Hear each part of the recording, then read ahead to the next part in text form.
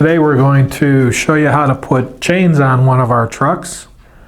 Chains are required to be carried for all trucks that are team trucks and all trucks that operate west of the Mississippi River. Okay, now we're taking the chains out of the bag. You see there's two individual chain links in each bag, and they tend to like to hook onto each other. So we get them out. Once we get them separated, we lay them out. And when you lay them out, you got your hooks up on the top there. But look at the chain hooks. You see how they're all facing up?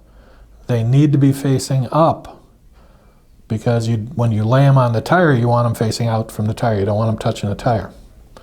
You see your tensioners are all open. Okay, all our tensioners are open. And then we're going to clean off our hooks a little bit. We got our hooks, and they're going to hook into the other side of the chain.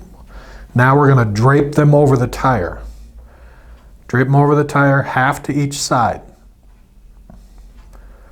So we're draping them over, cleaning them up a little bit. And we got about half to each side. So now what we got to do is make sure the hooks are facing out, which they are, and make sure all the tensioners are open, all open. So we got all our hooks out, we got our tensioners all open, we're in good shape. Now we can go back under and connect. Again, that's what the chain should look like. So we're underneath connecting. The inside one is the hardest one to do. Some people use a little stick or whatever, but you got to get it in there. So we got it hooked. And now at this point, you want to make sure that you got the same number of links on the inside of the tire as you do on the outside of the tire. In this case, I had 3 links on the inside. That means I got to have 3 links on the outside. You don't want that imbalanced. Don't have 2 on the inside and 4 on the outside. You don't want that. The chains won't rotate around the tire properly. So in this case, I got 3 on the inside, 3 on the outside. So now what we're doing, that we've hooked them together loosely, is we're moving forward. We have to move forward so that it's easier to tighten up the chains.